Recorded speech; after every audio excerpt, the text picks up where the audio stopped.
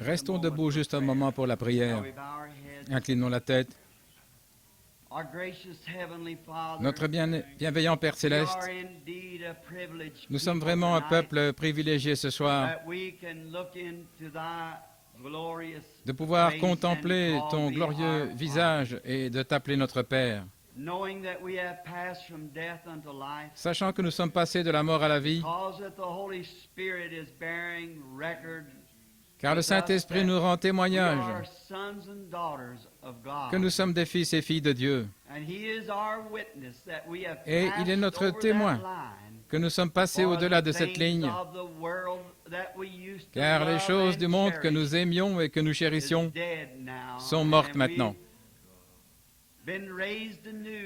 Et nous avons été ressuscités avec Christ, et nous sommes assis ensemble dans les lieux célestes en lui, nous réjouissons de sa présence. Combien nous te remercions pour cela. Et ce soir, en cette occasion, nous prions qu'il nous visite puissamment ce soir. Bénis cette petite église que nous aimons et cette grande fraternité, l'amour que nous avons pour son pasteur et pour tous les membres et pour tous ceux qui fraternisent avec nous ici dans cette réunion. Et nous prions, Père Céleste, que cette soirée soit un soir spécial et que nous nous souvenions longtemps de sa présence ce soir. S'il y en a ici ce soir qui ne connaissent pas le Seigneur Jésus comme leur sauveur personnel, puissent-ils le rencontrer ce soir, Seigneur? Celui qui est allé dans le désert chercher la brebis écarée, qui n'est pas encore retourné au bercail, accorde-le, Seigneur. Et qu'il y ait de la miséricorde dans le camp ce soir, car c'est ce que nous implorons. Au nom du Seigneur Jésus, nous le demandons. Amen. Vous pouvez vous asseoir.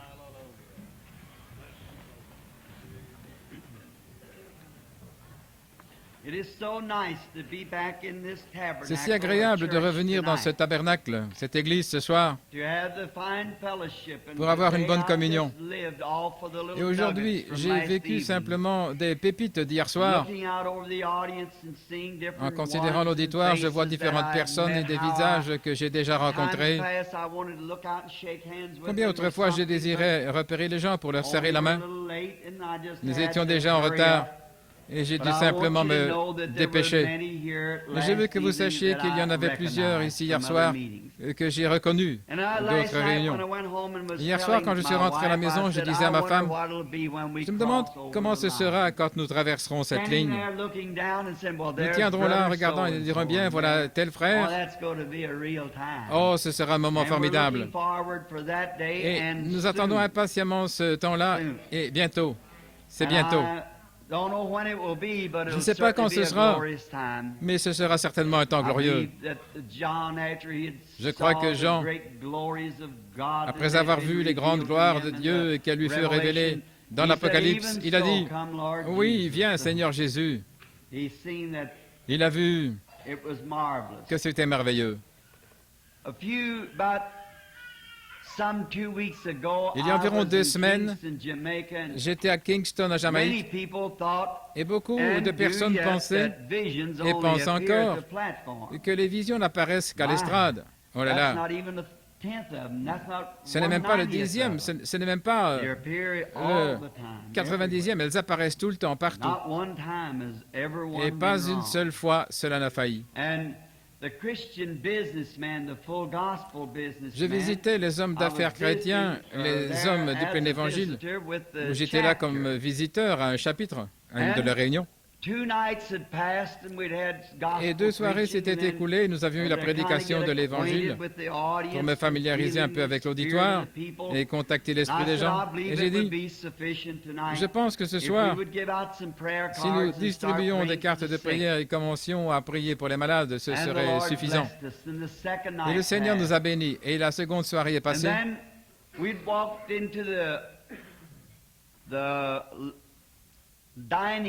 Ensuite, nous sommes entrés dans la salle de restaurant de l'hôtel Flamingo. On appellerait ça la cour ici, là nous étions. Et tout là, tout est fait à l'européenne. Quand vous payez votre loyer, vous payez votre nourriture, tout est compris dans le loyer. Et nous prenions le petit déjeuner. Il y avait là beaucoup d'hommes du plein évangile et d'autres aussi. Et la question a surgi. Ces visions, disait-il, elles sont formidables. Ce serait merveilleux si elles apparaissaient n'importe où. Et j'ai dit, oh, bien sûr. Et j'ai dit, cela ne guérit personne. Si vous l'avez déjà remarqué, je demande aux gens, est-ce que cela aiderait-il votre foi pour croire en Dieu? Les visions ne guérissent pas. Christ l'a déjà fait. C'est simplement pour aider votre foi. C'est simplement quelque chose que Dieu a ajouté, une bénédiction qu'il avait promis d'envoyer, une confirmation des derniers jours. Nous y arriverons plus tard. Nous étions assis à table et j'ai dit,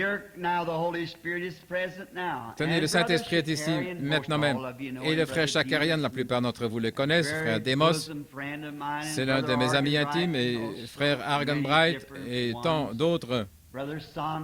Frère Sonmore, les présidents et les vice-présidents et les autres qui font partie des hommes d'affaires du plein évangile.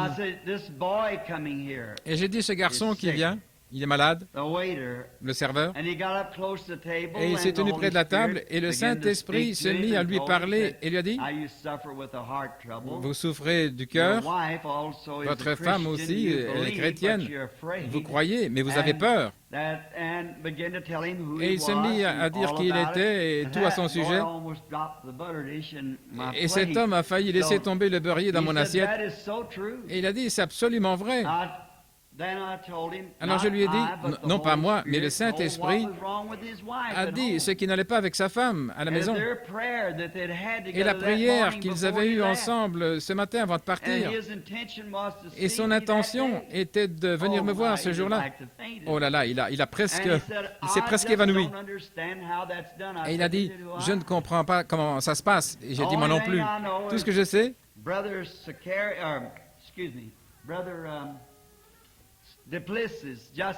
frère Duplessis était juste dehors près de la voiture quand je suis arrivé en voiture, et frère Mercier et moi nous parlions du merveilleux esprit qu'il y a dans cette église. Nous aimons cela, cette belle communion. C'est très bien, frère. Continuez comme ça. Le frère, notre pasteur. C'est bien.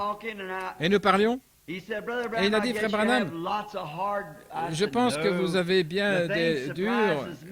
Non, ce qui m'étonne, c'est la grâce de Dieu. J'ai bien des fois épuisé sa miséricorde, mais je ne pourrai jamais épuiser sa grâce. Et j'en suis heureux. Et pendant que nous parlions ce matin-là à table, une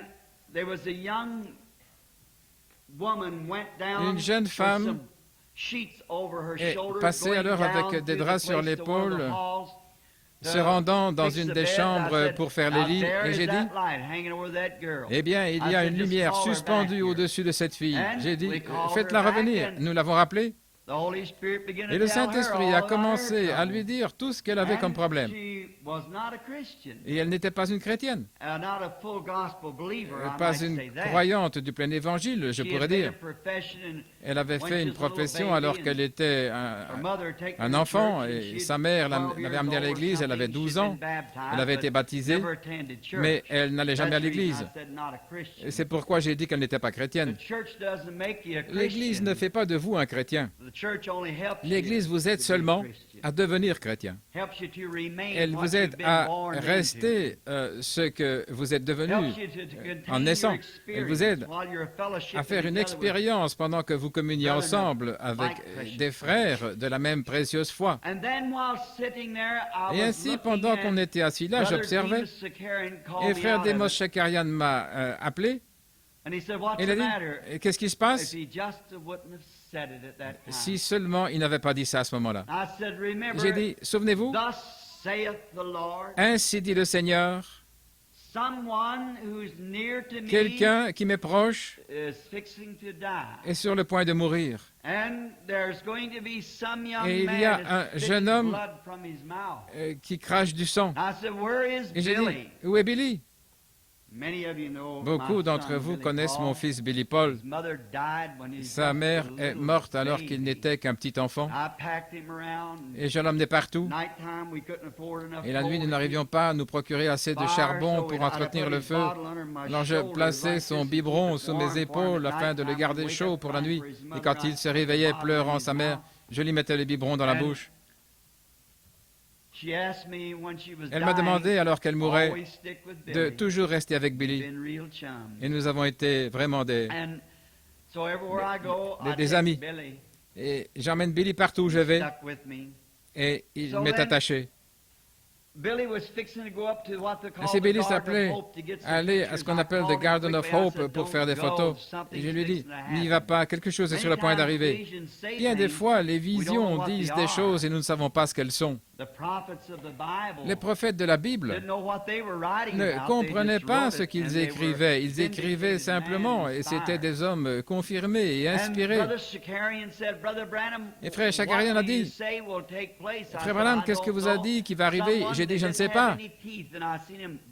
Il n'avait pas de dents, je l'ai vu suffoquer 2 fois et puis mourir. Et l'autre personne a dit, il a craché du sang. Ça semblait être un jeune homme. Et elle m'a dit, il ne doit pas mourir, il n'est pas prêt. Ensuite, nous avons observé, et je me suis senti conduit d'aller en Jamaïque, mais pas à Porto Rico. Et quand le temps est arrivé d'aller à Porto Rico, au même endroit où cet avion est tombé, là en Jamaïque, et où il a tué tous ces gens, les gens ressemblaient à des cochons pendus à une ceinture de sécurité. Les parties de leur corps étaient simplement grillées. Et on l'a poussé là. Et l'avion gisait encore là quand nous sommes arrivés. Et notre avion, en revenant à Porto Rico pour nous prendre, fit sauter ses pistons à ce moment-là quand il s'est arrêté pour nous prendre. Et Billy a dit, « Papa, est-ce que tu es sûr que nous devons prendre le risque de monter à bord? » Et j'ai dit, le chapitre des hommes d'affaires du plein évangile a dit que je dois y aller. C'est pour la communion du chapitre que je vais passer ces quelques soirées. Il a dit, « Te souviens-tu de cette vision? » J'ai dit oui. Mais 3 jours plus tard, je me trouvais au jardin et je n'ai jamais rien vu d'aussi beau à Porto Rico. Et frère Fred Southman, il est peut-être ici ce soir, un ami canadien, il prenait des photos. Vous savez, ici à Phoenix, c'est beau, à Los Angeles, c'est beau à Miami, mais ça ne peut pas arriver à la cheville de Porto Rico. Oh, c'est beau. Et je n'ai jamais rien vu de tel de ma vie, ces grands récifs là-bas. Oh là là. Et ces flamants roses se promenant partout dans ces parcs tropicaux. Jamais je n'ai vu quelque chose qui ressemblait tant au ciel. Frère Southman s'est retourné, il a dit, frère Branham, le ciel doit ressembler à ceci. Et j'ai dit, oh, ça ne pourrait pas arriver à la cheville du ciel. Il a dit, et cette grande mer, j'ai dit, mais c'est le ballottement de la terre qui produit ces vagues. J'ai dit, mais là, ce sera paisible. Elle coulera aussi tranquillement que possible.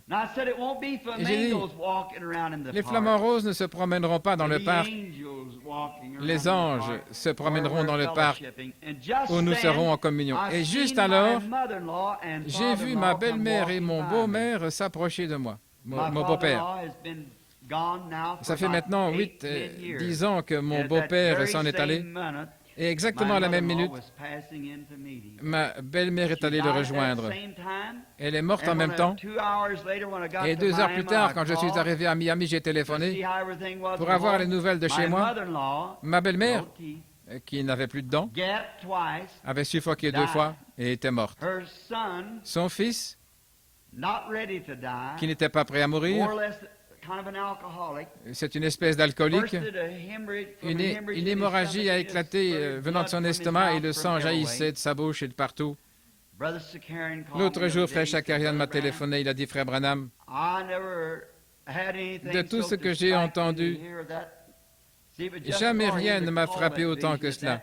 Voyez-vous, il fallait qu'il appelle à ce moment-là pour arrêter cette vision, pour qu'on ne sache pas de qui il s'agissait, pour que ce soit quelque chose qu'il aide à comprendre. Il a dit, je pense que le ministère commence maintenant à opérer. Qu'il en soit ainsi. Que quelque chose arrive ici même à Phoenix qui inspirera tout le monde. Puisse le Saint-Esprit venir parmi nous et faire quelque chose et qui nous amènera à resserrer l'armure et à nous apprêter pour sa venue. Que le Seigneur vous bénisse. Maintenant, pour ne pas vous garder longtemps, parce que vous êtes debout, mais vous êtes un si bel auditoire, je sens comme si je pouvais parler toute la nuit. Mais je ne le ferai pas, je ne pense pas. Et je suppose qu'hier soir, vous avez pensé que j'essayais de le faire. Je vais juste vous donner un petit avertissement. L'autre matin, j'ai parlé sur un sujet à mon tabernacle. J'ai commencé à 9h30 et j'ai terminé vers 12h30. Je les avais prévenus avant. C'était entendre, reconnaître et agir. Il se pourrait qu'un dimanche après-midi ou quelque chose de ce genre, nous parlions sur le même sujet. Pendant près d'un an, le Saint-Esprit traite avec moi pour que je prêche cela et finalement, j'ai prêché cela à l'Église. J'oublie combien de bandes les garçons ont faites sur cela avant notre départ. Ouvrons à présent nos Bibles rapidement au chapitre 7 de Saint Matthieu et nous commençons à lire au verset 24. C'est pourquoi quiconque entend ces paroles que je dis et les met en pratique sera semblable à un homme prudent qui a bâti sa maison sur le roc. La pluie est tombée, les torrents sont venus, les vents ont soufflé et se sont jetés contre cette maison. Elle n'est point tombée parce qu'elle était fondée sur le roc. Mais quiconque entend ces paroles que je dis et ne les met pas en pratique sera semblable à un homme insensé qui a bâti sa maison sur le sable. La pluie est tombée, les torrents sont venus, les vents ont soufflé et ont battu cette maison et elle est tombée et sa ruine a été grande. Que le Seigneur ajoute sa bénédiction à la lecture de la parole. J'aimerais parler pendant quelques moments sur le sujet la tempête qui approche.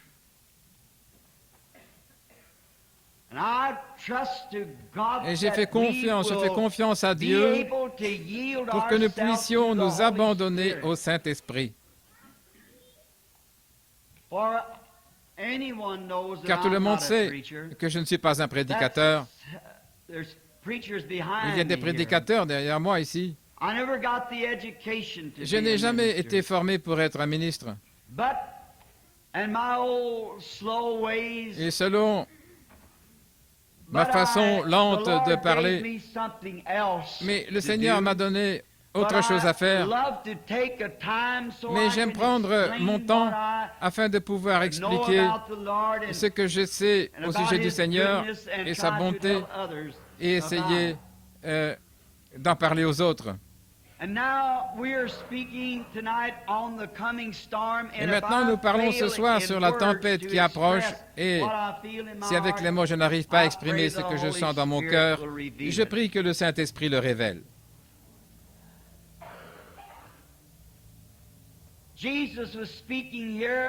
Jésus parlait ici d'une tempête qui approche et qui doit frapper chaque homme et chaque femme qui est dans ce monde. Il n'y a aucun moyen d'y échapper. Cette tempête vous frappera un jour ou l'autre. Et ça dépend de la fondation que vous avez, savoir si votre maison tiendra ou pas. Beaucoup de vies ont été épargnées grâce à la préparation prise en vue des tempêtes. Et beaucoup de vies ont été perdues pour avoir négligé l'avertissement sur des tempêtes qui approchent. Il n'y a pas longtemps, on m'a raconté une histoire qui est arrivée, je pense que j'ai lu ça dans un journal, en Floride. Beaucoup de violentes tempêtes balayent la Floride, des typhons venant de la mer amènent l'eau là au pâté de maison de la ville et balayent tout. Et on m'a dit que leurs prophètes météo sont toujours à surveiller ces tempêtes. D'une façon ou l'autre, au moyen des éléments, ils peuvent détecter le changement du temps et de l'atmosphère, c'est-à-dire comment ce temps se forme qui entraîne l'une de ces tempêtes. Parce qu'ils ont étudié toute leur vie et à l'aide de certains instruments dont la science les a pourvus. C'est donc en prévoyant, en apprenant dans quelle direction la tempête vient, et quel type de vent elle entraîne, et dans quelle direction viennent les autres tempêtes, ou plutôt les vents, et qu'on sait si on peut combattre, repousser la tempête. Je pourrais m'arrêter ici et prêcher 1 heure là-dessus. Qu'il faut qu'une plus grande tempête approche. Il faut un vent plus puissant pour détourner cette tempête. C'est ce qu'il en est aujourd'hui. Et nous savons tous qu'il y a une tempête qui approche. Et le seul vent que je sache qui peut détourner cette tempête, ce sera ce vent impétueux qui est tombé à la Pentecôte. On m'a dit que même des hommes de cette ville parlent maintenant contre le communisme, et ils devraient le faire. Mais le fait de parler ne suffit pas. Nous devons trouver le moyen de détourner la chose. Et il n'y a qu'une seule chose qui puisse détourner cette tempête. C'est une tempête plus puissante qui peut la contrer et lui faire changer de direction. Et ces prophètes météo en Floride sont très précis quant à leurs prédictions. Ils sont là en vue de prévenir les gens. Je lisais, j'ai oublié, je crois que c'était dans un journal, à propos d'une tempête il y a quelques années qui s'était abattue sur la Floride centrale, et tous les alentours d'Okeechobee qui avaient été prévenus. Je suis passé là il y a environ 5 semaines. Et il y avait un voisin qui était constamment à l'écoute de la radio à cause de cette tempête. Et c'était un chrétien de grande renommée. Et il avait appris qu'un grand typhon venait dans cette direction, tordant les arbres, et tout le monde avait été prévenu pour se mettre à l'abri. Et il pensa à son voisin qui avait une ferme d'élevage de poules et des bâtiments légers abritant des poulets, des salles de couvée, et ainsi de suite, et leurs enclos, au point que tout ce qu'ils avaient dans la vie était lié à ces poulets, leur gagne-pain. Et sans tarder, tel un fou, il a couru jusqu'au portail, il arrêta sa voiture et sauta de là. Et il dit à son ami, prends tous tes poulets et mets-les dans l'abri contre la tempête. Et puis viens vite chez moi, parce qu'un typhon approche, une tempête qui va tout détruire. Et l'homme s'est mis debout, et l'ayant regardé, il se mit à rire de lui, en disant, quelle blague! J'ai entendu des gens prédire des choses semblables et ce n'est jamais arrivé. Et le voisin chrétien était si agité qu'il a dit, mais si ça arrivait effectivement, nous entendons des remarques du genre, j'ai appris que ceci va arriver, que cela va arriver, mais cela va arriver un de ces jours. Et il nous incombe d'écouter chaque avertissement. Mais cet homme a dit, je n'ai pas le temps pour de telles absurdités. J'élève des poulets et je n'ai pas le temps pour ça. Et il a crié à haute voix et le voisin a dit, pour l'amour de Dieu, alors laisse ces poulets, John, et viens vite, toi et ta famille. Si toi tu ne veux pas croire, laisse ta famille venir. Et il a dit, je ne permettrai pas que ma famille s'emballe à cause de quelques avertissements radiophoniques. Mes enfants et moi, nous avons décidé de vivre ainsi. Et ma femme m'écoutera parce que je suis le chef de famille. Et elle doit m'écouter, c'est moi le patron. Et je ne permettrai pas que mes enfants s'agitent et soient tiraillés pour une telle absurdité. Et le voisin fit demi-tour et il rentra chez lui, dans son abri. Et tout à coup, les nuages le recouvrirent avant qu'il ne le réalise. Et c'est de la même manière que le jugement frappe. Il vient soudainement. Et vous vous demandez comment ça a pu arriver si vite. J'ai vu des hommes cruels qui jadis maudissaient Dieu tomber et s'écrier en disant « Comment peux-tu m'infliger un tel châtiment ?» Toute la fondation fut balayée de dessous lui en un instant. Ça vaut la peine de prendre garde aux avertissements. Il se peut que vous vous moquiez du messager. Il se peut que vous soyez même capable de le tuer. Mais vous ne pouvez pas tuer le message. Il ira malgré tout de l'avant. Le message de Dieu est éternel. Ses paroles ne failliront jamais.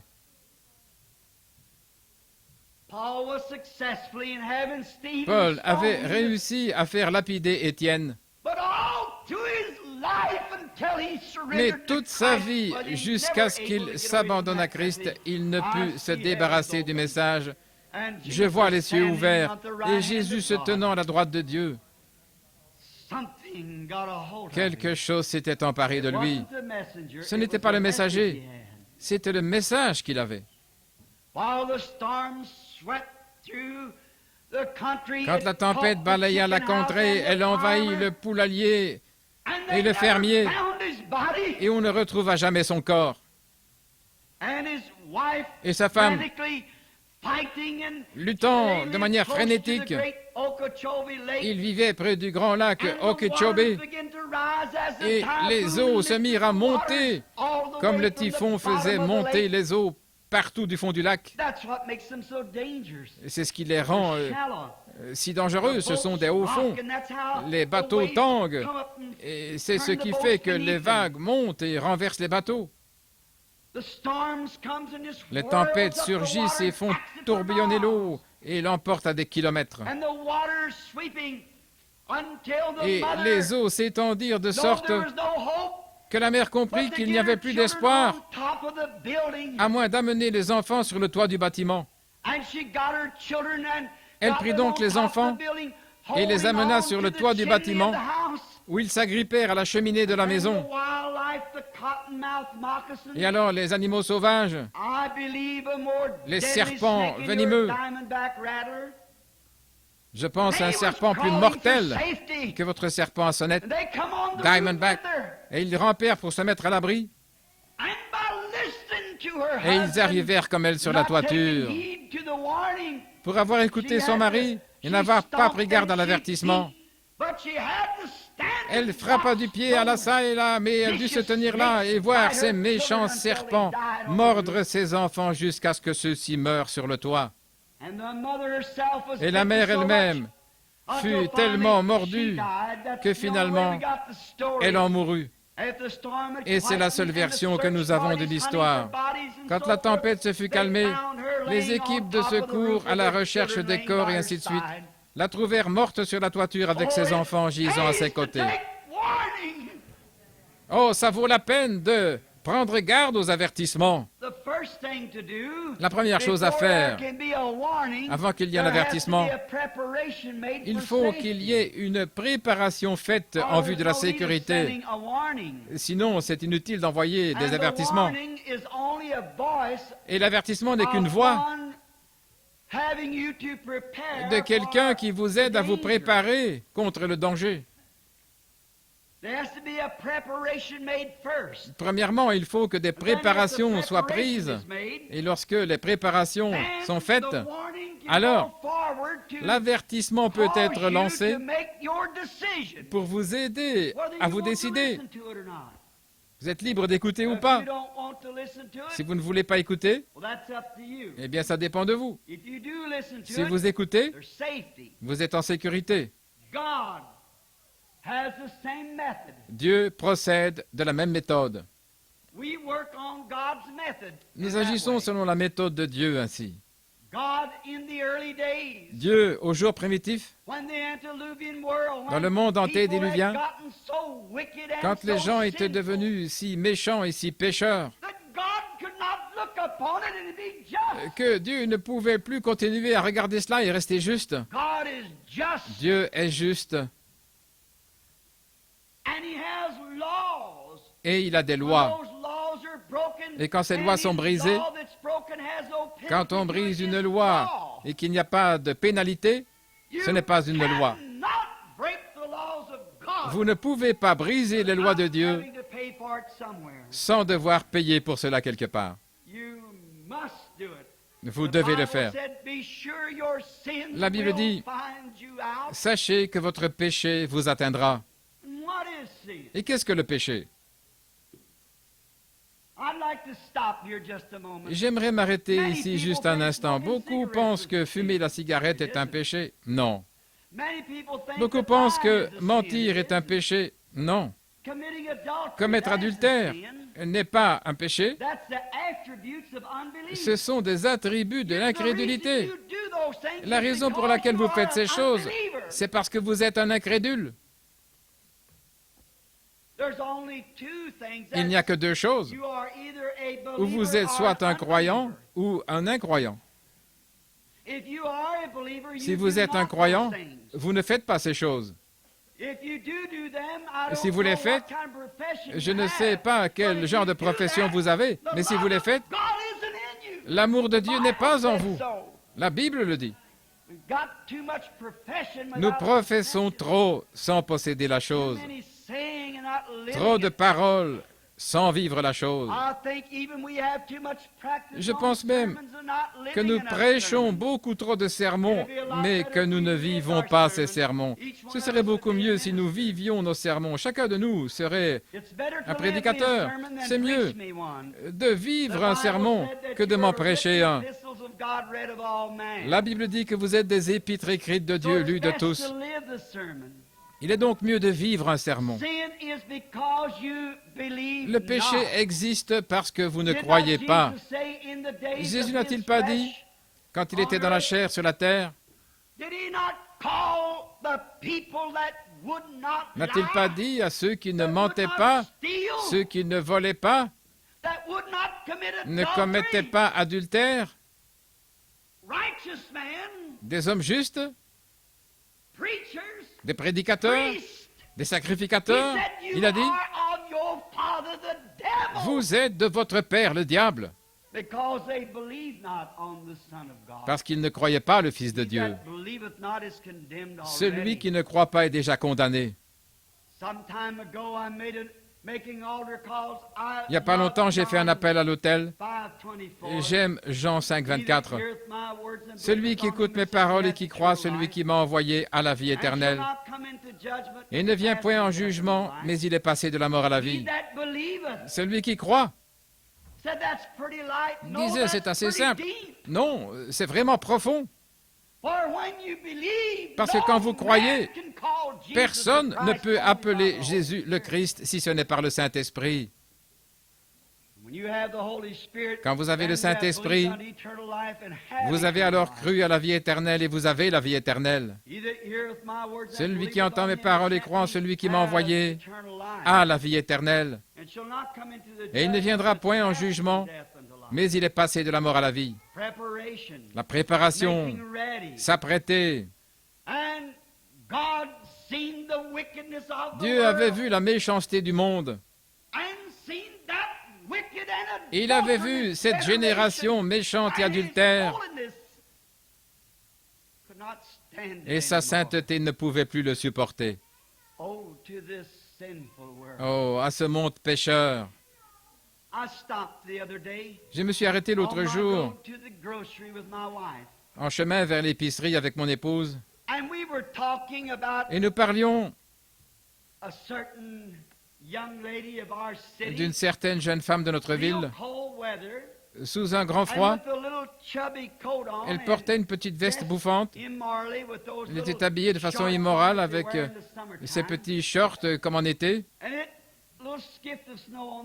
Il y avait un peu de neige sur le sol. Et ma femme a dit, « Tu sais, cette femme-là ne peut pas être à l'aise. » Et j'ai dit non. Elle n'est simplement pas dans son bon sens. Et elle a dit, tu sais, elle fréquente l'école secondaire. Alors j'ai dit, elle a beau fréquenter l'école secondaire, mais ça n'arrange pas pour autant les choses. J'ai dit, elle ne doit pas être mentalement saine. Quand nous sommes allés en Allemagne, il n'y a pas longtemps, j'étais en Allemagne dans une grande réunion où le Seigneur nous a donné environ 10 000 âmes en une soirée. Et j'étais vraiment étonné un soir, en revenant de la réunion, à un endroit où j'avais été invité pour un petit déjeuner.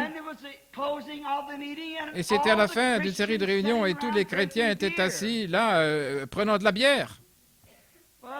Eh bien, l'Amérique, le Canada et l'Angleterre sont les seules nations, à ma connaissance, qui n'acceptent pas que les chrétiens boivent. Ils ne s'enivrent pas. Mais nous, les Américains, et alors, je n'en ai pas bu. Après quelque temps, une question a été posée à table. Et qu'est-ce qui ne va pas? Car moi, je ne prenais pas de bière. Était-ce parce qu'elle n'était pas bonne? Et Dr. Guggenbull, qui était assis à côté de moi, qui me servait d'interprète, j'ai dit, pourquoi murmure-t-il à mon sujet? Et il a dit, il se demande pourquoi vous ne buvez pas. Eh bien, je sais qu'il est écrit, quand vous êtes à Rome, vous faites comme les Romains. Mais j'ai dit, dites-leur ceci, je ne les condamne pas, mais moi, je suis né d'une naissance naziréenne. Je ne dois pas boire. Je ne voulais pas les blesser. Et ils ont compris et ils ont continué à boire. Ensuite, en Italie, nous avons rencontré à peu près la même chose. Et à plusieurs autres endroits du monde, si vous allez dans une nation, vous trouvez l'esprit de la nation. Je me souviens que le Saint-Esprit m'avait prévenu de ne pas aller au YMCA. En Finlande, je ne comprenais pas pourquoi. J'ai fini par découvrir qu'ils avaient là des femmes dans les bains des hommes. Je me suis abstenu d'y aller. Je ne voulais pas y aller avec le docteur Manninen et les autres pour nager. Et j'ai découvert que ces femmes frottaient le dos des hommes. Et alors j'ai dit, ce n'est pas correct. Eh bien, il a dit, frère madame, c'est exactement comme font vos infirmières aux États-Unis. Elles ont été formées pour cela. J'ai dit, peu importe combien elles sont formées, cela n'a jamais été conçu ainsi. Dieu les a faites différemment, c'est juste. Mais les gens n'y font pas attention. C'était des Finlandais, des gens formidables. Mais c'est l'esprit de la nation. Où que vous alliez, vous trouvez l'esprit de la nation. Et si vous arrivez en Amérique, alors vous l'avez vraiment là. C'est le pire de tous. Et ma femme m'a dit, eh bien, ces gens vont à l'église. Et je me suis souvent demandé pourquoi leur conscience ne se sentait pas condamnée. J'ai dit, ma chère épouse, laisse-moi te le dire, ils sont américains. Elle dit, tiens, et nous alors? J'ai dit, non, nous vivons simplement ici. Mais nous sommes nés d'en haut. Le Saint-Esprit de Dieu est venu sur nous. Nous sommes donc des pèlerins et des étrangers ici. Ceci n'est pas notre pays éternel, mais nous cherchons une cité à venir, celle dont l'architecte et le constructeur est Dieu. Par conséquent, quand vous naissez d'en haut, le Saint-Esprit descend de Dieu sur vous et cela change votre nature. Peu importe si votre sœur, votre mère, votre meilleur ami s'habille de telle manière, mais le chrétien, qui est né de l'Esprit de Dieu, est né d'en haut, et son esprit est d'un autre royaume. Oh, j'en suis si heureux. La simplicité du Saint-Esprit de Dieu. Suivez, regardez comment il se comporte. Il vous fait comporter. C'est ainsi qu'il en était au temps de Noé. Et Dieu en a eu tellement assez. Mais avant d'envoyer une tempête, détruire le monde entier, Dieu a pris des dispositions pour ceux qui voulaient rester en dehors. Et je peux voir Noé se tenir à la porte de l'arche, prêchant la justice. Oh, beaucoup ne voulaient pas l'écouter. C'était un peu comme aujourd'hui, les gens préfèrent le divertissement à l'évangile. Malheur à ces évangélistes d'Hollywood qui ont peur d'appeler péché ce qui est péché. Nous avons besoin de prédicateurs à l'ancienne mode qui ont le Saint-Esprit et qui n'ont pas peur de prêcher l'évangile à main nue, non pas revêtus d'espèces de gants caoutchouc, mais prêchant la venue du Seigneur Jésus, le jugement pour les méchants, le ciel pour les justes, et une venue imminente. Quand je ne sais pas, personne ne le sait. Mais je veux mettre en garde ma génération. Si cela arrive maintenant, je veux que les gens soient prévenus. Je peux voir Noé à la porte de l'arche. Oh, j'aimerais juste croire une chose, que ce n'était pas ça la voie, mais Noé se tenait là à la porte, la seule voie de sécurité. Je peux voir Moïse plus tard, se tenant à la porte avec le sang appliqué sur le linteau, prêchant le jugement, avec le sang appliqué sur les linteaux des portes. Et aujourd'hui, Jésus est la porte de la bergerie, prêchant l'Évangile, se tenant à cette porte, suppliant l'Assemblée à venir se mettre en sécurité. Sans doute qu'il y en avait beaucoup qui se moquaient de Noé, qui le ridiculisaient. La Bible dit que c'était des moqueurs. Je peux les entendre dire quelque chose comme ceci. Noé, si tu n'as pas un meilleur divertissement, nous allons rester chez nous. Le monde aujourd'hui, l'Amérique, ne veut pas l'Évangile. Ils veulent se divertir. Il faut qu'ils aient quelque chose pour les divertir.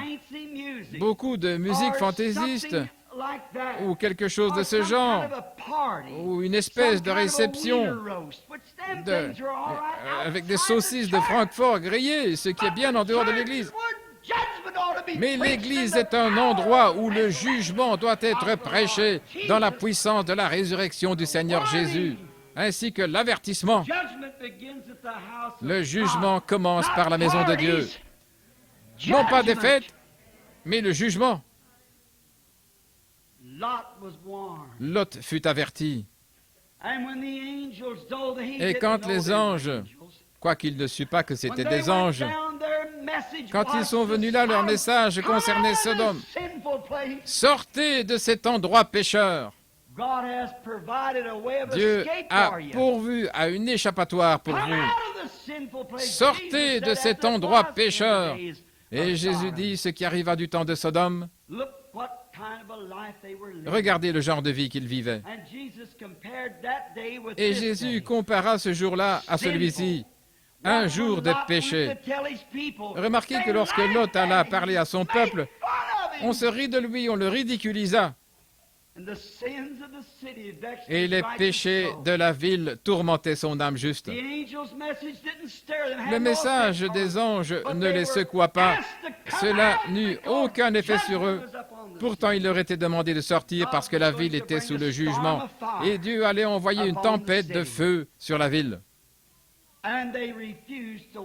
Mais ils refusèrent de bouger, ils refusèrent de sortir. Ils étaient satisfaits, là, dans leur péché. Les gens aujourd'hui semblent être très à l'aise dans le péché, parce qu'ils possèdent une nouvelle voiture, parce qu'ils peuvent prendre 3 repas par jour, et dormir dans un lit propre, c'est merveilleux. Cela peut être une bonne chose, mais lorsque la prospérité vient comme cela, on oublie Dieu. Je pense que nous les prédicateurs, nous les chrétiens, nous nous sommes trop préoccupés avec le programme de construire des églises, d'avoir une meilleure église ou quelque chose comme ça, ou une plus grande église, de meilleurs bancs, vous savez. Mais nous avons oublié la chose essentielle, le jugement, la justice, la puissance du Saint-Esprit, la résurrection, le jugement éternel. Les anges ne manquèrent point de prêcher le message. Quoiqu'on essaya de les arrêter, leur message continua quand même. Avez-vous remarqué? C'est comme un homme qui dirait « Je vais refuser de croire que le soleil brille. Je ne veux rien avoir avec le soleil. » Il ferme les yeux, il descend au sous-sol de sa maison et il dit « Je veux absolument ne pas admettre que le soleil brille. » Vous dites « Eh bien, frère Branham, il y a quelque chose qui ne va pas mentalement avec cet homme. » Eh bien, l'homme qui rejette Jésus-Christ le fait sur les mêmes bases. Le Saint-Esprit est plus réel que le soleil. Le soleil faillira, mais le Saint-Esprit ne peut pas faillir. Celui-ci n'éclaire pas seulement pour le sens de la vue, mais il éclaire l'âme, une lumière de gloire qui nous conduit vers Dieu,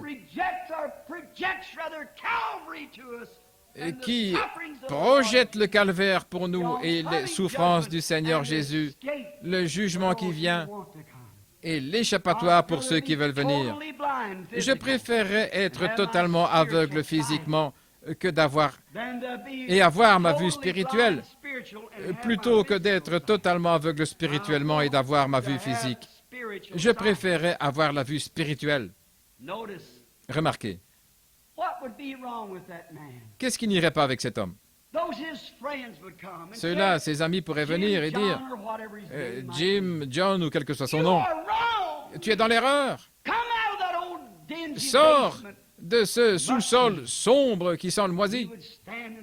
Il pourrait se lever et dire écoutez, je suis satisfait de l'endroit où je me trouve.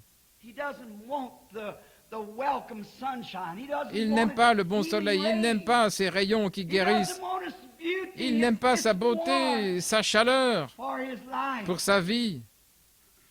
Il y a quelque chose qui ne va pas avec cet homme. Il en va de même de l'homme ou de la femme qui veut rester dans le monde des ténèbres, qui s'enferme dans le péché de l'incrédulité. en disant les jours des miracles sont passés, la guérison divine n'existe pas, il n'y a pas de Saint-Esprit. C'est parce que vous refusez de sortir de la moisissure et des fosses du diable et de l'enfer et du péché et de l'orgueil pour marcher dans la lumière de l'Évangile,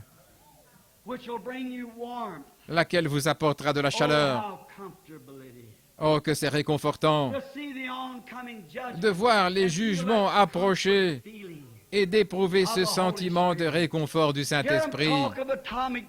Je les entends parler de bombes atomiques et je pense à la chose qui est arrivée, une paix qui dépasse tout entendement.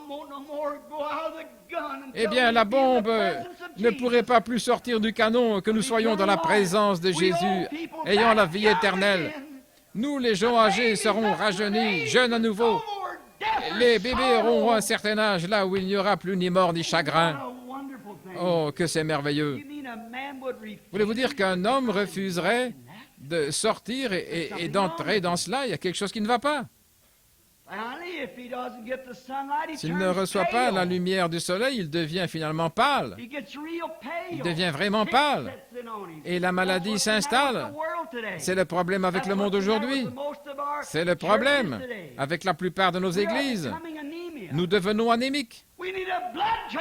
Nous avons besoin d'une transfusion de sang. Pâle. Parce que nous faillissons. Notre santé spirituelle se détériore. Nous n'avons plus le zèle pour aller à la recherche des âmes, pour avertir les gens, pour gagner nos voisins, gagner nos amis, le laitier, le petit vendeur de journaux, quoi qu'il en soit. Gagner quelqu'un au Seigneur Jésus. Nous sommes pâles. Nous manquons d'entrer dans la lumière, ce qui est notre privilège. Nous manquons de croire dans la santé de Dieu par la guérison divine. La Bible me dit qu'il viendra un temps pour ceux-là qui ne sont pas dans cette merveilleuse lumière du Fils, où les oiseaux du ciel mangeront leur chair, des maladies qui sont en route, que les médecins ne seront pas arrêtés. Ce sont les fléaux de Dieu. Les médecins égyptiens, qui étaient de loin plus intelligents que les nôtres aujourd'hui, n'ont pas pu arrêter les fléaux de Dieu. Leurs devins et leurs imitateurs non plus. Il fallait Goshen et la puissance de Dieu pour garder son peuple sous le sang d'un agneau. Le Saint-Esprit est cette porte-là aujourd'hui. Le Saint-Esprit est cette sécurité aujourd'hui. J'ai assisté à une réunion il n'y a pas longtemps. Je suis en train de regarder ici un frère de couleur qui était assis là. Lui et sa femme, je suppose. Et je l'observe depuis que je prêche, il fait oui de la tête et il se réjouit de la réunion. Et cela me fait penser à quelque chose. Une fois, un garçon est venu à la réunion, et dès que la réunion fut terminée, il courut vers moi et il dit, « Pasteur, c'était un du Sud, il dit, « Pasteur, je désire rencontrer le Seigneur Jésus ce soir. » Je tenais un service de guérison. Et j'ai dit, « Certainement, mon frère, je suis plus qu'heureux de te conduire à lui. » Et il dit, après avoir donné son cœur au Seigneur, il dit, « Je me demande, je pense que vous vous demandez pourquoi j'ai couru jusqu'ici de cette manière. » Il dit, « J'ai appris que vous étiez dans la ville et je suis juste venu voir, pour vous voir. » Il dit, « Je vais vous raconter mon histoire. J'étais presque un vagabond. Ma pauvre mère était une véritable chrétienne. Mes sœurs étaient des chrétiennes et j'avais un frère chrétien. J'étais le cadet de la famille, un enfant gâté dès le départ, car on me dorlotait et on était trop bon envers moi. Mais je ne faisais pas attention à ma mère, ni à ma famille pieuse. Je voulais devenir un vagabond, je voulais mener une vie virile. Dit, je pensais qu'être chrétien, c'était plutôt une affaire de femmes ou des gens faibles. Et je suis devenu un cuisinier. Et j'étais très bon dans mon métier. Et il dit, sans savoir pourquoi, je désirais aller vers le nord. Et un jour, Je suis entré là dans un camp là, de pâte à papier. J'étais fauché, j'avais plus d'argent. Et j'ai dit au contremaître, est-ce que vous auriez besoin d'un cuisinier? Il me parla des recommandations qu'il avait en poche venant de différents endroits. Il a dit, eh bien, nous en avons un pour le moment, nous avons un cuistot, mais toutefois, nous pouvons vous donner un peu d'argent, là, sur le côté, jusqu'à ce que vous vous rétablissiez. Pour le moment, nous avons là une femme de couleur, assez âgée, c'est une bonne cuisinière, mais vous pouvez parler avec elle, et peut-être qu'elle pourrait vous utiliser, et si elle le peut, nous pouvons vous donner un peu d'argent de poche jusqu'à ce que vous soyez rétabli. Il a dit que c'était son souhait, il a rencontré la vieille dame et qu'il l'aida pendant 2 ou 3 jours. Et il dit qu'un soir, il était couché là et il dit qu'il avait remarqué des éclairs qui traversaient la façade du mur. Et après un moment, il se demanda, y a-t-il quelqu'un dehors? Et il dit après un moment, et il entendit un grondement lourd, c'était un tonnerre. Et il dit qu'il entendit des voix à l'extérieur, et on disait, vous savez, nous ferions mieux de retourner là où il y a les chevaux pour nous en occuper, car il est possible que nous ne restions pas ici très longtemps. Il dit qu'il ôtait la couverture de sa tête, qu'il alla écouter au mur. Il y avait des éclairs et il aperçut son patron et le camionneur. Et il comprit, d'après leur entretien, qu'il y avait une tempête qui venait par les montagnes, ce que nous appelons là, dans la région du Nord, des vents du Nord, qui viennent brusquement sans avertir. Et on n'avait pas le temps de faire quoi que ce soit. Les montagnes sont très élevées et ça éclate tout d'un coup. Et il y avait des éclairs. Et il disait, vous savez, il se peut que nous ne soyons plus là. Après un certain temps, il disait, ça a l'air d'une terrible tornade qui arrive. Et alors il dit, je me suis mis à dire, eh bien, j'espère que ça ne frappera pas ici, parce que je sais que je ne suis pas prêt à partir. Quelquefois, vous attendez trop longtemps, vous savez. Et puis il dit quelques moments après, le vent se mit à souffler et les arbres commencèrent à se balancer. Et il dit qu'il prêta l'oreille. Il y avait une toile là entre lui et là où la vieille dame dormait. Et elle frappait sur cette toile en disant, fiston et fiston. Et il a dit oui. Et elle dit, voudrais-tu venir à mes côtés? J'ai une lanterne allumée. Et il dit, je suis allé vers elle parce que j'avais terriblement peur. Et il dit, elle avait une lanterne posée sur une vieille caisse à savon. Et elle dit, j'aimerais te poser une question. Oui, madame. Et elle dit, es-tu prêt à rencontrer le Seigneur? Il dit, alors j'ai vraiment eu peur. J'ai dit non, madame. Eh bien, dit-elle, chérie, j'aimerais te dire quelque chose. Tu ferais mieux de te préparer maintenant. Parce qu'il se peut que tu doives le rencontrer là dans quelques minutes. Et elle dit, veux-tu t'agenouiller ici avec moi? Et nous nous sommes agenouillés à côté de cette caisse à savon. Il a dit, pasteur, je vais vous dire la vérité. J'avais trop peur pour prier. Les arbres cognaient contre ce bâtiment, il y avait des éclairs et les tonnerres faisaient rage. J'avais trop peur pour prier. Et je me suis mis à dire, Seigneur, aie pitié, et bang, la foudre. Seigneur, où suis-je? Et bang, la foudre tombait. Mais j'ai appris une leçon. Cette vieille dame sainte était restée aussi calme et insouciante que possible. Et elle lui parlait comme si elle le connaissait depuis qu'elle était enfant, comme si c'était son père. Elle n'était pas du tout inquiétée. Il dit, moi j'étais terriblement effrayé. Et finalement j'ai dit ces paroles, Seigneur, si seulement tu me laisses vivre, et si je trouve un lieu où c'est plus calme, je viendrai à toi. Et il a eu une autre occasion, mais vous peut-être pas. Lorsque les jugements de Dieu commencent à se déverser, il n'y a plus de possibilité. Vous avez votre occasion maintenant. Ceci est votre occasion. La tempête était sur lui. Et il a dit, pasteur, est-il possible qu'un homme comme moi se cache dans cette sécurité, de sorte que lorsque la mort commencera à venir sur moi, je puisse entrer pour lui parler comme le faisait cette vieille chrétienne.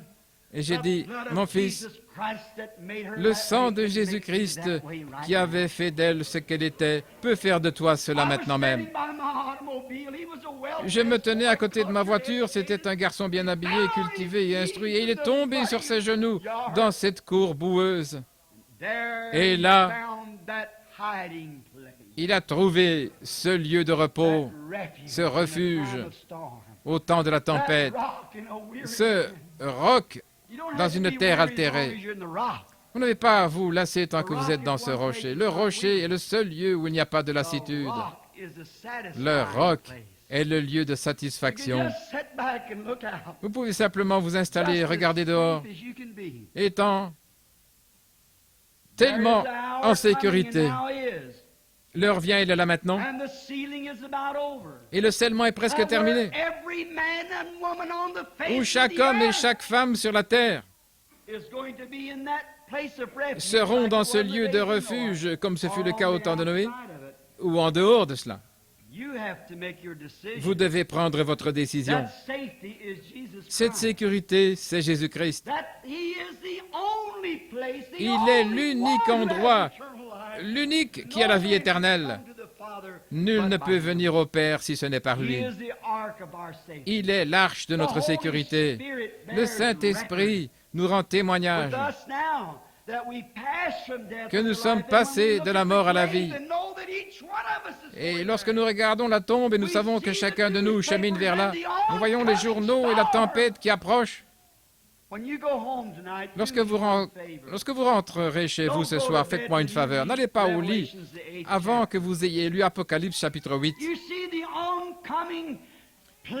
Voyez les fléaux et la tempête qui approchent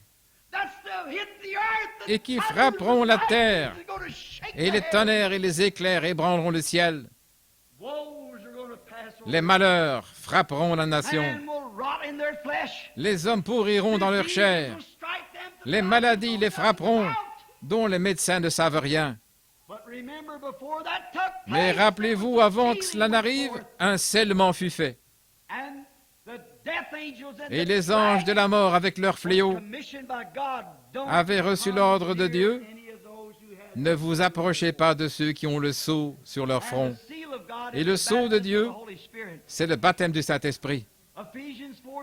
Éphésiens 4:30 dit: n'attristez pas le Saint-Esprit de Dieu par lequel vous avez été scellés pour le jour de la rédemption. Peu importe combien l'arche tanguait, peu importe combien de fois les foudres s'abattaient sur elle, 10 000 tomberont à ta droite et des milliers à ta gauche, mais cela ne s'approchera pas de toi. Le Saint-Esprit. J'ai lu au sujet d'un cavalier au cheval pâle qui sortait là, il s'appelait la mort. Et le séjour des morts le suivait, un cavalier au cheval noir, avec une balance dans la main. Une mesure de blé pour un denier et 2 mesures d'orge pour un denier. Mais ne touchez point à mon vin et à mon huile. La Bible m'apprend que les jugements de Dieu approchent. La maladie, le trouble et le désastre frapperont les nations et que chaque nation va se disloquer. Tout était calme, mais le Seigneur Jésus dissipa l'obscurité de ses yeux et il saisit le maire de la ville et il s'écria: je vois, je vois. Alors que des milliers de gens se tenaient là, des musulmans et tout le reste. Et je dis: maintenant, qu'est-ce que l'arche de sécurité? J'ai lu dans votre journal l'autre jour, là où tous les petits oiseaux qui juchaient dans les rochers tout au long de la clôture et dans les grandes tours des bâtiments, Vous savez, l'Inde est un pays pauvre et les gens ramassent des pierres dans les champs et construisent des clôtures avec cela. Et les petits oiseaux font leur nid là dans ces pierres, dans les fissures et dans les trous. Ils y entrent et y font leur nid pour s'abriter contre la pluie. Et puis le bétail dans l'après-midi, lorsque le soleil traverse le ciel vers l'ouest, eh bien le bétail se met à l'ombre de ces clôtures et de ces grandes tours pour se mettre à l'ombre. Mais pendant environ 2 jours, il se produisit une chose très étrange. Tous les petits oiseaux avaient pris leurs petits. Les petits oiseaux, leurs petits, tous ensemble, ils s'étaient envolés loin des murs. Et ils ne retournèrent même pas la nuit. Ils étaient partis là, au milieu du champ. Et le bétail ne put pas revenir de l'après-midi. Ils restaient loin des murs. Et ils se mirent ensemble. Et ils se tenaient si resserrés qu'ils faisaient de l'ombre les uns pour les autres. Frères, sœurs, c'est ce que l'Église devrait faire. Nous n'avons pas besoin de l'ombre de Babylone ou du modernisme aujourd'hui. Nous avons besoin des bénédictions les uns des autres, ensemble, de notre témoignage et de notre amour chrétien, ainsi que de la fraternité répandue dans notre cœur par le Saint-Esprit. C'est ce qui constitue l'ombre. Alors je peux tenir mon frère par la main et ma sœur par la main et savoir que nous sommes des citoyens du royaume de Dieu et que nous nous aimons les uns les autres et que nous prenons position ensemble pour cette grande cause, la cause de Christ. Que vous soyez méthodiste, baptiste, presbytérien, unitaire, bénitaire, trinitaire ou quoi que ce soit, cela n'a pas de différence. Aussi longtemps que le sang de Jésus-Christ nous purifie de tout péché et que nous ayons communion les uns avec les autres, c'est ce que nous voulons. La fraternité, la communion. Ils restèrent dans les champs, ils ne voulurent pas se tenir à l'ombre des murs. Les gens trouvaient ça étrange. C'était quelque chose d'étrange. Qu'arriva-t-il? Tout à coup, il survint un tremblement de terre qui fit écrouler les murs par terre. Si les petits oiseaux s'y trouvaient, eux et leurs petits seraient comme cette femme avec son mari et ses enfants à Miami, ou plutôt à Okeechobee. Ils seraient morts lors de l'écroulement des murs. Si le bétail s'était tenu dans les environs pour s'appuyer contre ces murs, ils auraient péri avec ces murs. Et ça s'est passé il y a 3 ans. J'ai la coupure du journal. Non, c'est Tommy Nickel qui la détient maintenant pour le magazine Voice des hommes d'affaires du plein évangile. Dans les journaux, ils disent « Les oiseaux regagnent leur lieu, le bétail quitte le champ ». Si Dieu, au temps de Moïse, au temps de Noé, peut avertir le bétail et les oiseaux pour qu'ils entrent, se mettre en sécurité dans l'arche, la destruction allait arriver, elle était imminente, la tempête. Il est encore le même Dieu ce soir. Il aime toujours le bétail et les oiseaux. Et s'il a fait un chemin pour que l'oiseau et la vache échappent à la colère du jugement, combien plus a-t-il pourvu un moyen pour vous et moi, qui sommes les rejetons de sa création, combien plus a-t-il fait un chemin pour échapper? Nous sentons le Saint-Esprit tirailler sur notre cœur. L'heure vient. Nous voyons les ombres de l'âge atomique. Nous voyons les ombres de l'âge de l'hydrogène. Nous voyons les nations se disloquer. Israël qui se réveille. Les nations se disloquent. Israël se réveille. Les signes que les prophètes ont prédits. Le jour des gentils est compté, encombré d'horreur. Retournez, ô dispersés vers les vôtres. Il en est ainsi aujourd'hui. Tous, vous connaissez le vieux cantique de Haywood. Le jour de la rédemption est proche. Les cœurs des hommes défaillent de peur. Soyez remplis de l'esprit, que vos lampes soient préparées et claires. Levez les yeux, votre rédemption approche. Les tempêtes viennent. Il y a un lieu de refuge béni, c'est en Christ. Inclinons la tête un instant. J'aimerais que vous pensiez sérieusement et solennellement. Avez-vous déjà trouvé ce lieu de refuge béni contre la colère? Rappelez-vous, il n'y a pas deux lieux de refuge, il n'y en a qu'un seul. Il se peut que vous soyez un bon membre d'Église, je n'ai rien à dire contre cela. Mais si c'est tout ce que vous avez, et que votre vie n'est pas semblable au livre des Actes, si le Saint-Esprit que vous professez avoir ne vous fait pas vivre comme ils ont vécu dans le livre des Actes, et que votre vie pourrait écrire un nouveau livre des Actes, alors vous feriez mieux d'écouter l'avertissement. Si la première vigne a produit une église pentecôtiste, la seconde vigne, ou plutôt la deuxième branche sortie de la vigne, produira une autre église pentecôtiste avec une expérience pentecôtiste portant les mêmes fruits que la première église. Est-ce que vous demeurez dans cette présence bénie et sacrée du Seigneur? Êtes-vous passé de la mort à la vie? Ou bien vous reposez-vous sur une émotion, un état psychologique ou un discours intellectuel? Ou bien demeurez-vous constamment dans sa présence, portant les fruits de l'Esprit dans votre vie? La longanimité, la bonté, la douceur, l'amabilité. Pouvez-vous supporter quelqu'un qui vous critique et l'aimer au point de prier pour lui dans votre cœur?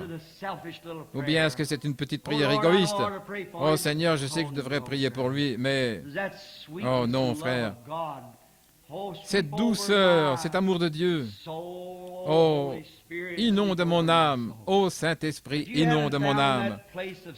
Si vous n'avez pas trouvé ce lieu de sécurité, mon frère, un jour j'effectuerai ma dernière visite à Phoenix. Il se pourrait que ce soit celle-ci, je ne sais pas. La dernière fois où l'Évangile sera prêché du haut de cette chair, je ne sais pas. Nous approchons tellement du temps de la fin. Israël est retourné dans sa patrie. Le dernier signe qui avait été donné. L'autre soir, je regardais un film dans lequel, à leur retour, ils descendaient leurs estropiés des bateaux. Et on leur demandait, êtes-vous revenus dans la patrie pour mourir? Et ils répondaient, non. Nous sommes revenus pour voir le Messie. Ne vous en faites pas, le figuier donne ses bourgeons. C'est là le dernier signe. L'emblème, le drapeau le plus vieux du monde, flotte sur Jérusalem. Aujourd'hui, c'est une nation indépendante ayant sa propre armée. Elle avait été aveuglée pendant un petit moment, mais elle se rassemble de nouveau. Dieu l'avait promis. Alors viendra la fin de la dispensation des gentils. Ils attendent un Messie. Vous savez, un jour on a demandé à Dieu, est-il possible que tu oublies Israël? Il dit, quelle est la hauteur des cieux? Quelle est la profondeur de la terre? Mesurez cela. Le prophète a dit, non, je ne le peux pas. Il a dit, je ne peux pas non plus oublier Israël. C'est la prunelle de mon œil. C'est là le dernier signe. Jésus a dit, lorsque vous verrez le figuier bourgeonner, sachez que le temps est proche, même très proche. Israël commence à être restauré. Ils ont leur propre monnaie. Il y a 4 semaines, ils ont leur propre monnaie.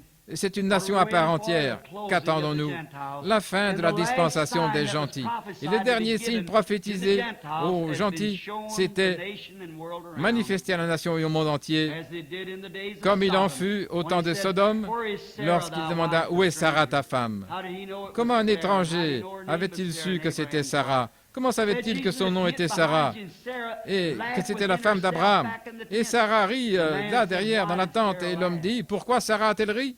Et Jésus dit, lorsque ceci arrivera, le temps est proche.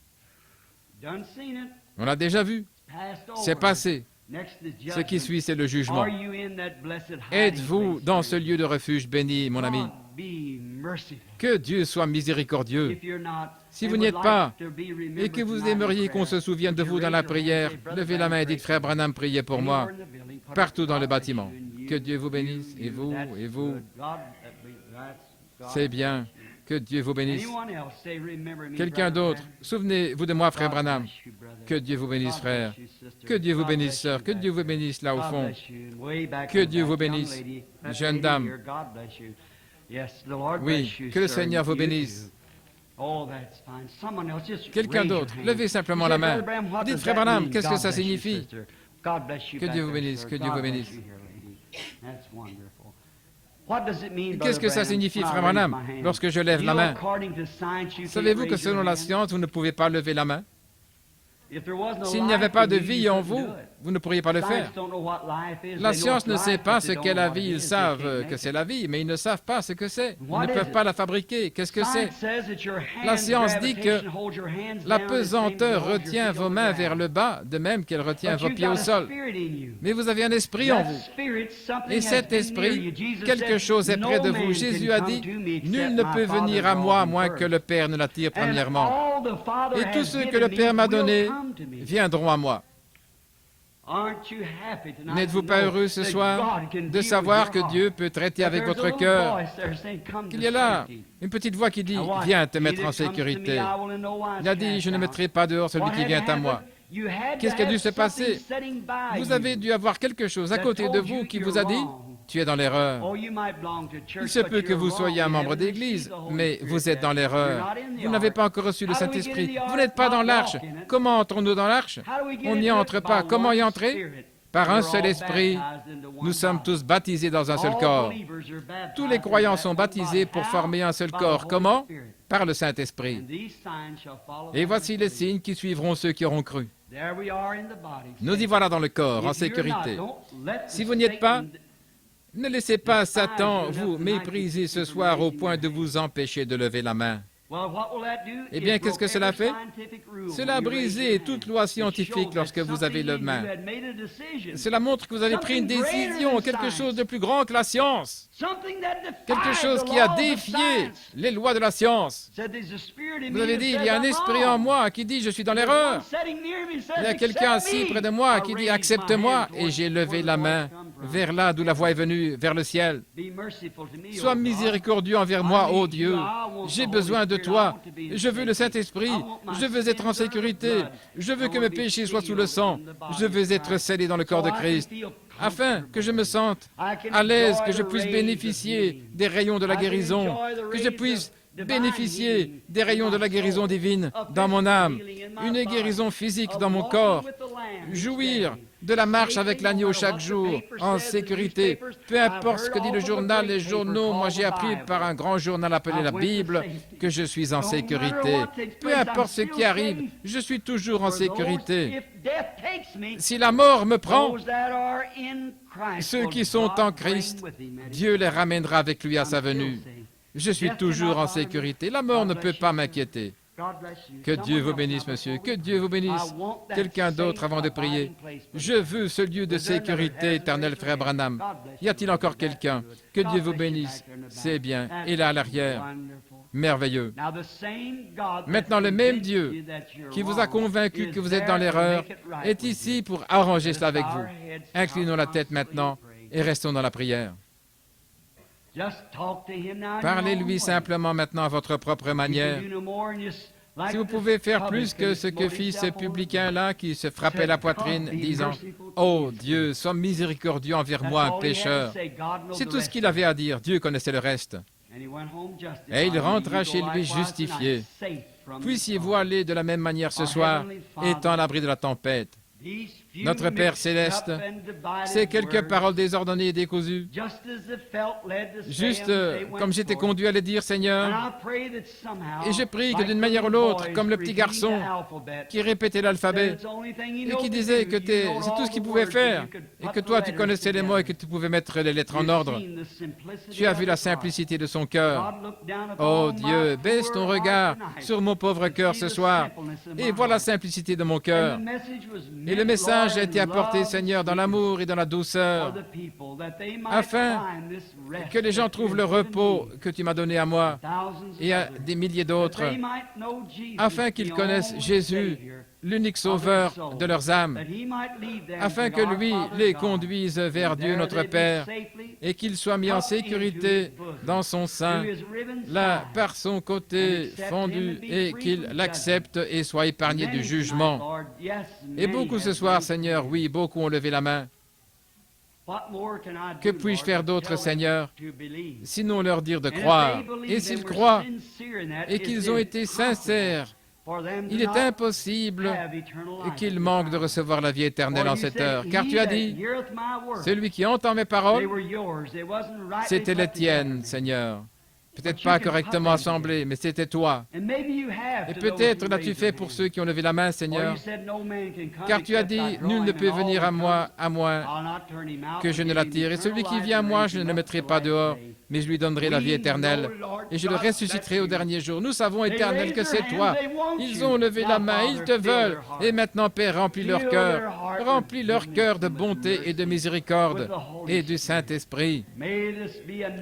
Puisse ceci être une soirée qu'ils n'oublieront jamais, car c'est le soir où ils auront reçu Jésus-Christ comme leur Sauveur et où ils ont été remplis du Saint-Esprit. Pendant que nous avons la tête inclinée, si vous croyez que Dieu entend ma prière et que vous aimeriez que je vous pose les mains et que je prie pour vous, alors que tout le monde a la tête inclinée et que la musique joue doucement, j'aimerais le faire pour tous ceux qui veulent venir ici et qui veulent accepter ce grand message du salut et le Saint-Esprit, et qui diront, Frère Branham, je veux m'avancer maintenant même pour confesser que j'étais dans l'erreur, mais je veux que le Saint-Esprit me pardonne et qu'il soit doux envers moi maintenant et qu'il me procure la paix quand le moment des secousses viendra. Vous savez, tout ce qui peut être ébranlé le sera maintenant, mais nous recevons un royaume inébranlable. C'est Christ. Voudriez-vous venir à l'autel maintenant avec moi pour me permettre de tenir votre main et prier pour vous? Si vous voulez, alors venez maintenant, alors que nous chantons maintenant.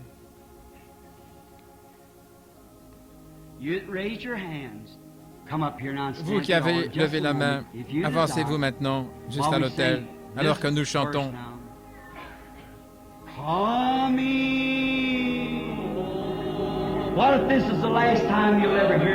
Et si c'était la dernière fois que vous entendez cela, pensez-y, si c'était la dernière fois,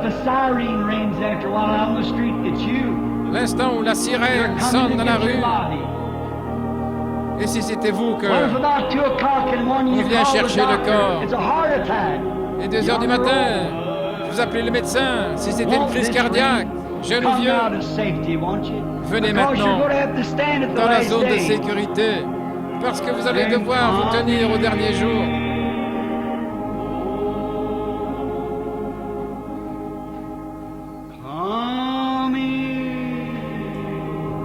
Je reviens à la maison. Je reviens à la maison. Que Dieu vous bénisse.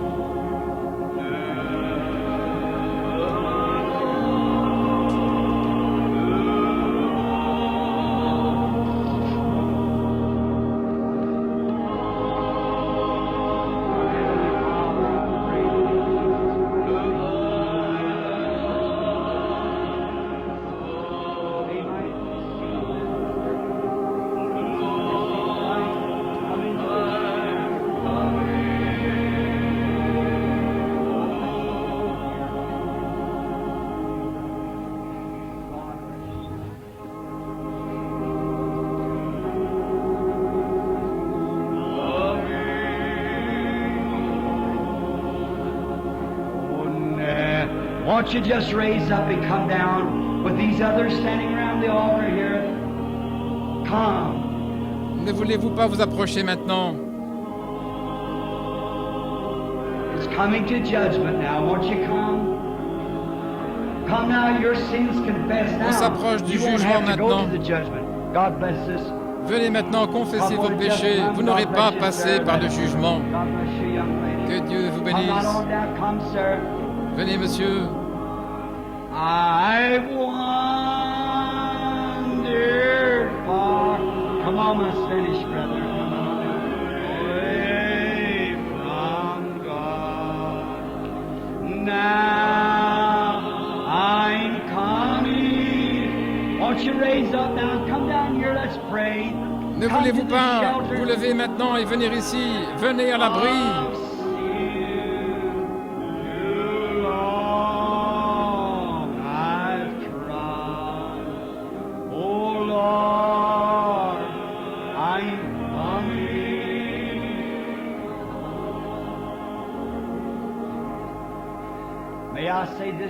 Puis-je dire ceci pendant que l'orgue continue à jouer? Le message de ce soir est un message d'amour,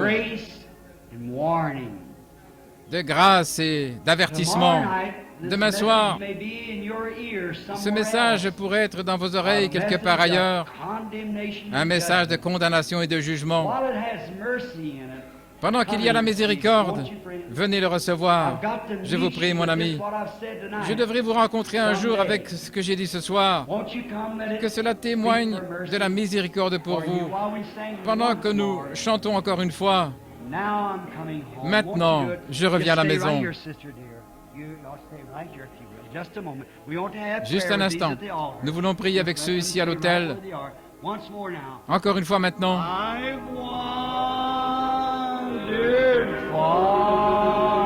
Rise up, come, won't you? I invite you. Now I'm coming.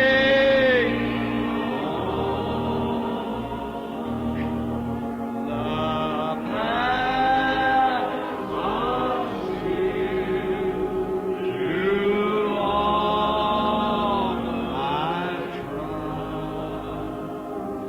Lord, I'm coming. J'ai trop longtemps marché, Seigneur. Je reviens à la maison. Pray now. Chrétiens, priez maintenant. Je reviens à la maison. Come, my sinner brother. Come, sister. The purchase of his blood to whom Christ died for. Won't you come now? Venez, mon Let me frère, ma persuade sœur, you vous this qui avez été great acquis hour par son sang. when judgment is hanging over Vous, the pour qui doors Christ est of mort. the nation, the doors of Ne the voulez-vous pas world. venir maintenant? Won't you come? Permettez-moi de vous persuader. I plead with you in Christ's stead. Le jugement est à la Come porte to de la Christ nation. while you can. Ne voulez-vous pas venir? Let it be mercy, not judgment. Que ce soit la miséricorde et pas le jugement. Now let us hum it. Maintenant, fredonnons cela.